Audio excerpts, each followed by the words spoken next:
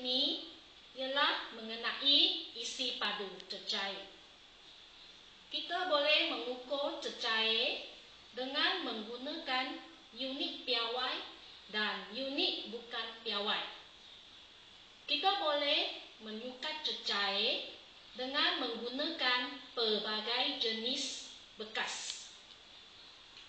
Baik, di sini cikgu ada menyediakan bekas A dan bekas B. Murid-murid cuba perhatikan kedua-dua bekas ini. Ya, didapati kedua-dua bekas ini yaitu bekas A dan bekas B mempunyai bentuk dan saiz yang berlainan. Baik, sekarang cikgu akan menuangkan cecair berwarna merah ke dalam bekas A dan bekas B.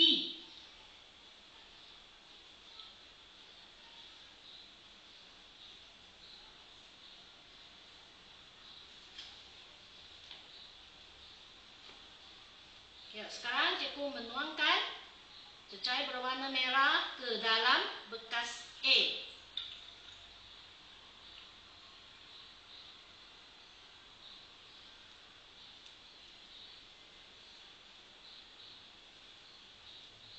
Dan kemudian menuangkan cecair berwarna merah ke dalam bekas B.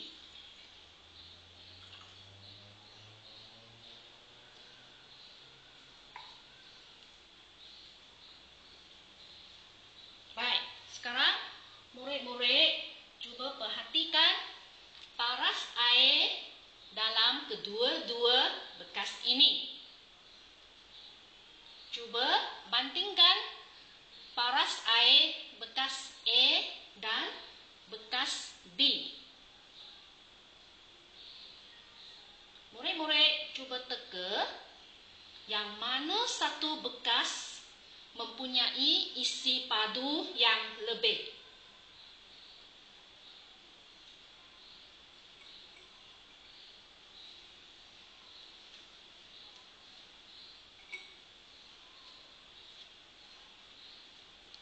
Untuk mendapat jawapannya, cikgu telah menyediakan 2 silinder untuk menentukan isi padu cecair berwarna merah dalam bekas A dan bekas B. Cikgu ada menyediakan silinder Y, X dan silinder Y.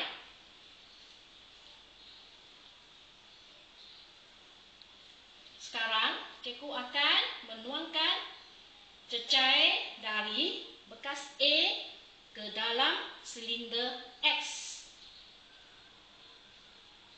Cuba murid perhatikan paras air terdapat dalam silinder X.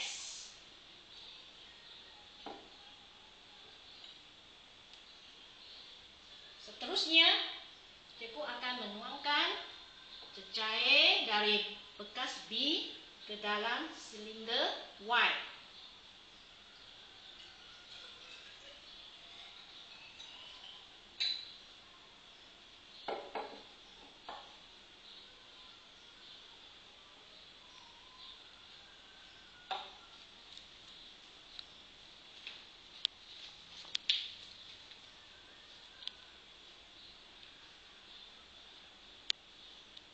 Ya, boleh murid cuba perhatikan paras air dalam kedua-dua silinder ini.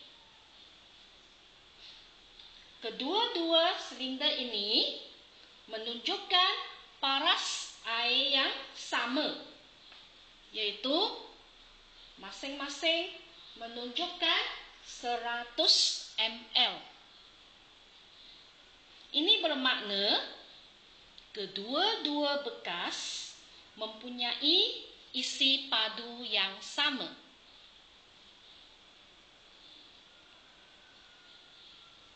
Sekarang, cikgu boleh membuat kesimpulan bahawa isi padu cecair yang sama akan kelihatan berbeza jika cecair diisi dalam bekas yang saiznya dan bentuknya berlainan.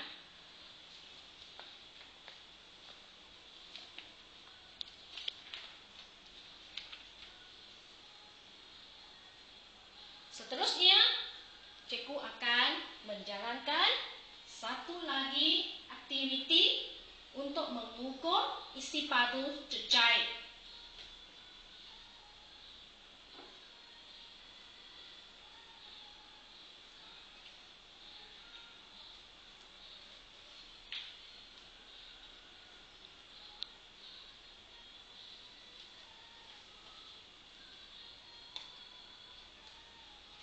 Baik, cikgu ada menyediakan satu bekas lagi, yaitu bekas C.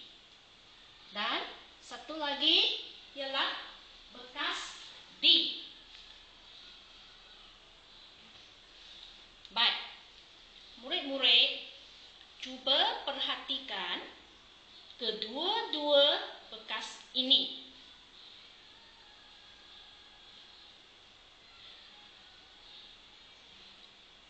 Ya, kita dapat lihat bekas C adalah lebih tinggi dan bekas D adalah lebih rendah.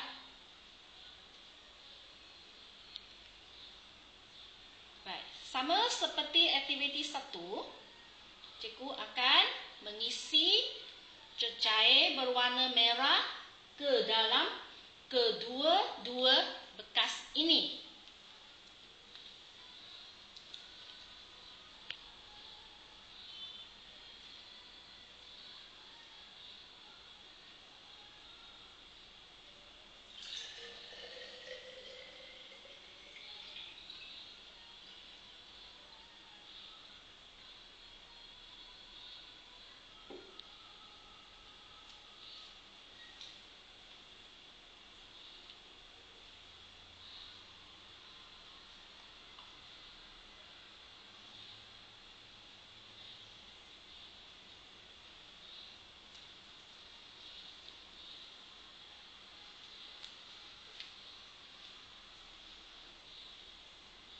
Ya, sekarang cikgu telah mengisi cecair berwarna merah ke dalam bekas C dan bekas D.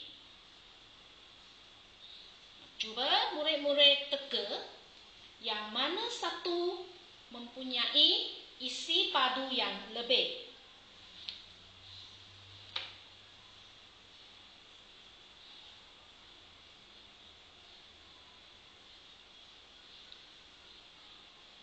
Untuk menentukan isi padu kedua-dua bekas, yaitu bekas C dan D, cikgu ada sediakan 2 botol untuk mengukur isi padunya, yaitu botol S dan botol T yang sama saiz dan bentuknya.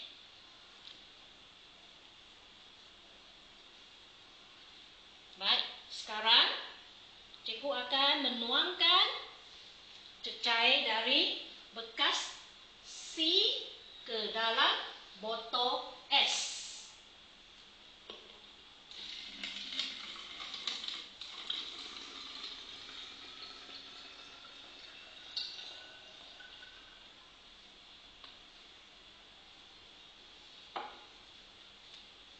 Dan cecair dari bekas D ke dalam botol T.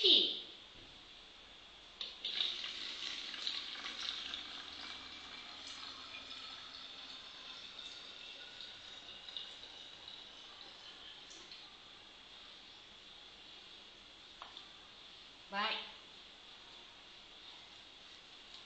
cikgu telah menuangkan kedua-dua bekas itu ke dalam botol. Murid-murid, cuba perhatikan dan bandingkan paras air dalam kedua-dua botol ini. Ya, kita mendapati isi padu pada botol es adalah kurang daripada isi padu yang terdapat dalam botol tea.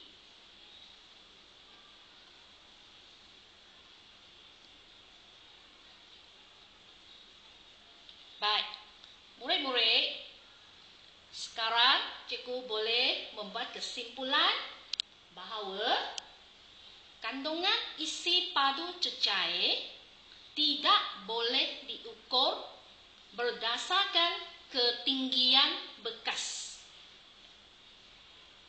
Walaupun bekas itu tinggi, ia tidak semestinya mempunyai isi padu yang lebih berbanding dengan bekas yang rendah dan lebar.